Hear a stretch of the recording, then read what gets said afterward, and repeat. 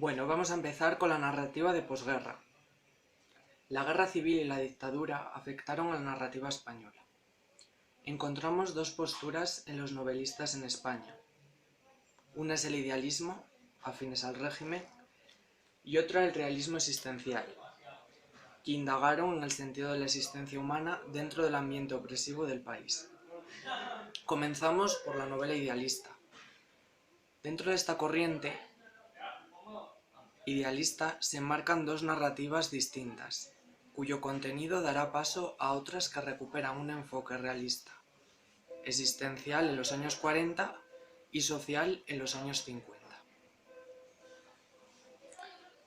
Dentro de la novela idealista tenemos dos corrientes. La corriente política, novelas que ensalzan los valores del franquismo, tradicionalistas y católicos. Generalmente son narraciones tópicas y superficiales. Las novelas más reseñables dentro de la corriente política son Eugenio, joven idealista héroe falangista, y La fila infantería, valores guerreros. Estas obras corresponden a Rafael García Serrano. Después, El puente, ideología del régimen como vínculo de unión entre las dos Españas, y La cueva de los ladrones, crítica de los nuevos ricos de la posguerra, de José Antonio Jiménez Arnau.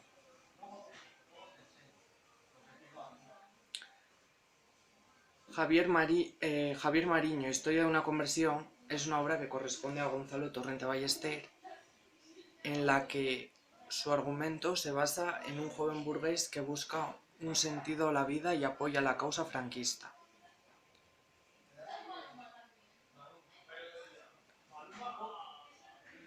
Tras la corriente de evasión, tenemos las novelas que evitan toda alusión a la guerra y sus consecuencias, protagonizadas por personajes corrientes de clase media. A esta corriente corresponde el autor Cecilio Benítez de Castro, con su obra Malena.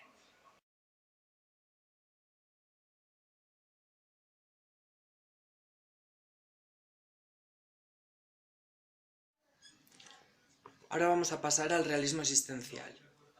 Las novelas existenciales reflejan la miseria moral y material, y la frustración que produce el ambiente de posguerra. Los personajes muestran desarraigo y desilusión, sufren una existencia sin valores a los que aferrarse. Las novelas que siguen esta corriente son tres.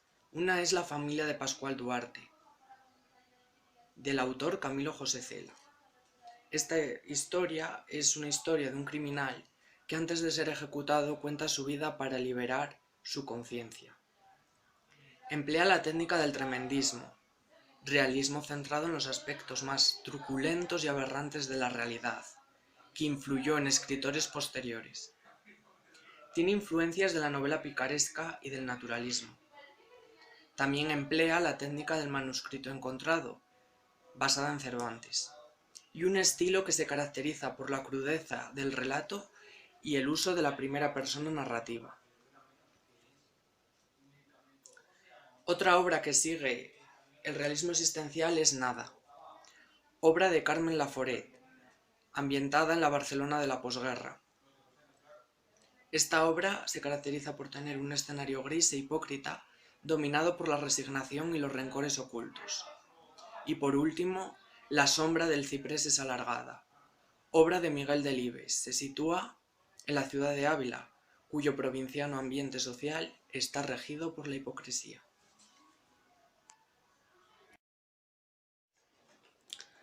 Ahora vamos a proceder a los autores de la narrativa de la posguerra.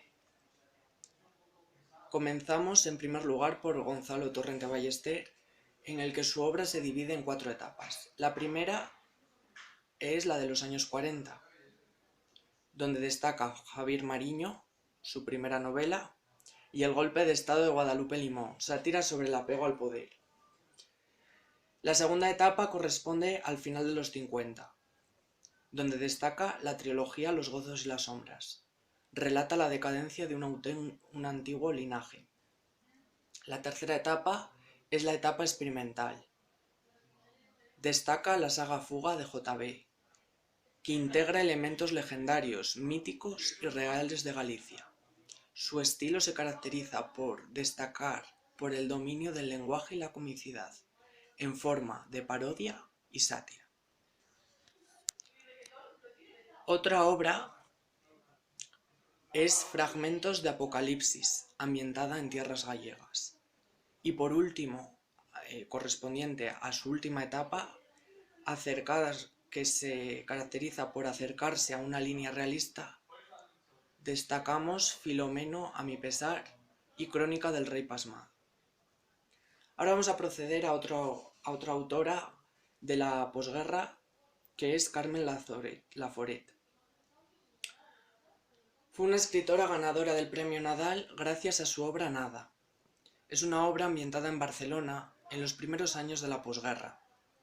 La protagonista, Andrea, vive el desengaño al tiempo que refleja el ambiente mezquino que la rodea. La casa familiar es símbolo de un ambiente moral degradado, tanto familiar como social. A continuación, vamos con Ramón J. Sender.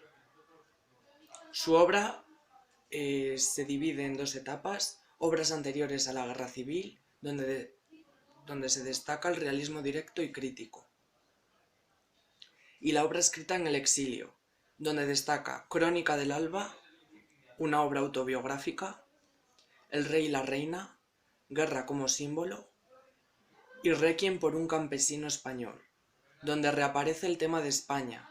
Un sacerdote de un pueblo aragonés recuerda la vida de un labrado republicano al que entregó la Guardia Civil con la promesa incumplida de que no lo ejecutaría. Y por último, terminamos con Rafael Sánchez Ferlosio, que consiguió el Premio Nadal por su obra El Jarama. Narra la excursión de unos jóvenes de Madrid. Está ambientada en un ambiente realista, impregnado de fatalismo que anuncia la muerte. El narrador muestra con fidelidad los actos y palabras de los personajes. Predominan los diálogos con el habla propia de los personajes. En cuanto a su obra ensayística, destacamos una temática variada. Tras la narrativa en la posguerra, vamos a proceder a ver dos autores muy reseñables durante esta época. Comenzamos por Camilo José Cela. Es un autor gallego que obtuvo el Premio Nobel de Literatura en 1989. En cuanto a su novela, emplea técnicas narrativas distintas de cada obra y abre nuevos caminos de expresión. Defendía una concepción abierta de la novela. Entre sus novelas destacan La familia de Pascual Duarte. Esta obra inaugura el tremendismo. Se narran los aspectos más sórdidos y violentos del ser humano. Similitudes con la novela picaresca, punto de vista autobiográfico en primera persona y carta prólogo. Otra obra es Pabellón de reposo. Novela sin apenas acción. Reproduce los diálogos de los enfermos en un sanatorio de tuberculosos. Otra obra, La colmena. Relata la vida de varios personajes de distinta posición social y visión del mundo, que son el protagonista colectivo del relato.